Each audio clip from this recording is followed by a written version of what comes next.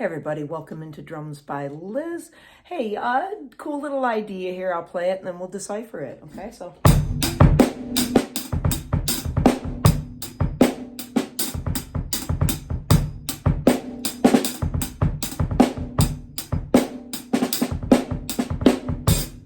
So I played it a bunch of little different ways that we're going to tweak and have some fun with here.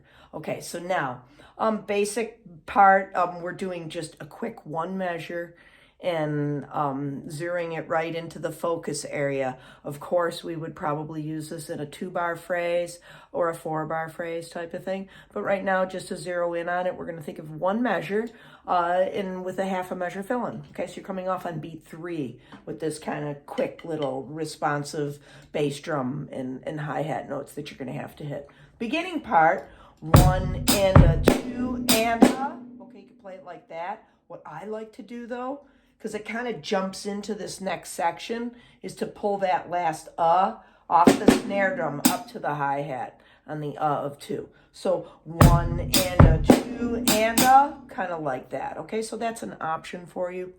And then once in a while, we would double those notes. Okay, so you're again on the if you remain on snare drum. So 1 and a 2 and a. Okay, so it's like the of 2, we're doubling it. And then if you were going to transfer it up to that hi-hat, 1 and a 2 and okay, so 1 and a 2 and okay, so think doubling the at the end. All right, so now the real meat and potatoes of everything right here is beat 3 and 4. Okay, so 3 and 4 and let's start with that particular combination of notes. Okay, I like to stay on the left for that last note on the and of each of those beats there. You could transfer that to the right hand and play it as 3 and 4 and if you wanted. Okay, strengthen the left though. Make that left hand do it. And you know what? I think it feels pretty good. It'll free up the right hand to maybe go somewhere else. You could, go up to the bell. 3 and 4 and as an example, right? So. And again, have this universality with your hands. Try to become as ambidextrous as you possibly can.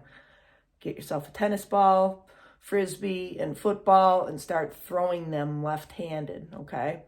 Even around your back type of thing, and trying to catch it yourself if you don't have someone to work with who's patient enough, okay? But you'll be surprised how we do adapt. We're adaptable people, okay? Your sports helps your drumming, and your drumming helps your sports, okay? So utilize it in that way. And you know what? It's not just your left hand. Again, I'm thinking most people are right-handed, so, working on the non-dominant side. Maybe you're a lefty and you got to work on the right a lot, okay? Same thing with the lower extremities, okay? Work it up. I'll tell you, you can add texture on your hi-hat to what you play. It's wonderful, to have this coordination because it does add so many layers for you, okay, as you play. All right, so now, where are we at with everything? All right, so we put everything together. We're playing it as, like I said, the second half, 3 and 4 and so 1 and 2 and 3 and 4 and 1 and 2 and 3 and 4 and okay? So it's kind of heavy on the bass. And you should be able to handle this without a double bass pedal, okay? I'm not using a double pedal. Strengthen that right foot. Try to play, I play heel down, okay? It doesn't mean you can't play heel up, but I feel like, develop that finesse in your foot, okay? Just like, we play from the wrist rather than, using all the arm all the time, right? But to each his own on that. So, okay, so now, what would happen if we doubled that last note? To me, that sounds pretty sweet. Off of the of 2, okay? So, getting a little intricate. So, 1 and a 2 and 3 and 4 and so, 3 and 4 and okay? So, you can even take it from that point. It's kind of like having a little grace note into it. 3 kind of thing, right? 3 and 4 and right? So make yourself get used to that, okay? You could also do it on a snare. 1 and 2 and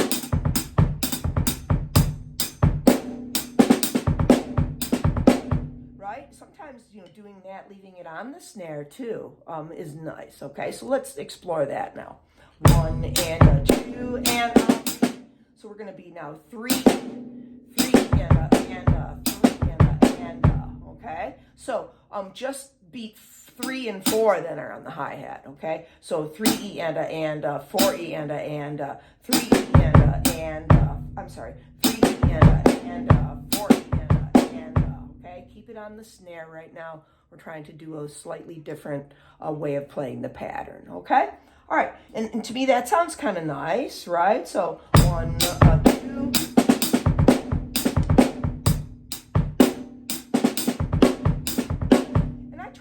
Hit that and a little heavier. It seems to, add something that I like. Okay, so.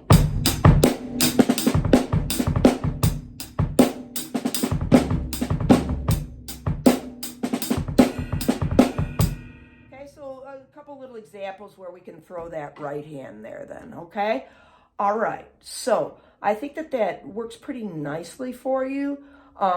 And then you can do variations. Say you wanted a little bit of snare, but a little bit of hi-hat.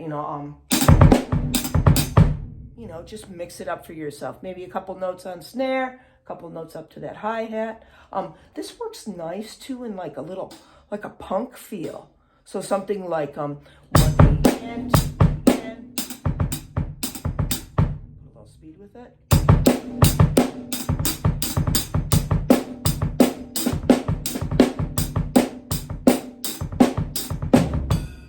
So as you see, and then, we can just keep going and going and going, right? Isn't this the greatest instrument ever? Okay, I never get sick of it.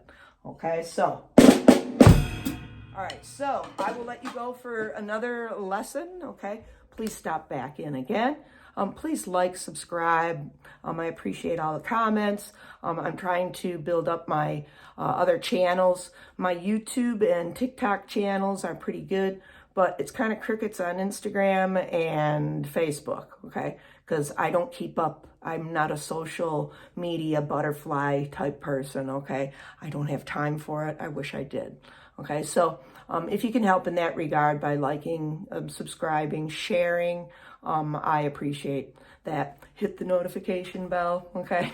All right, so just goofing around, but have fun with this last idea, right? That's a cool little thing, and then we can tweak it in other directions too, okay? Think about going on toms with some of these notes. Don't worry, I'm going to come back and make a little bit more in-depth little idea with this also, okay? So that's the start point for it, and best wishes. Okay, everybody, rock on, happy drumming, and I'll see you on the next lesson.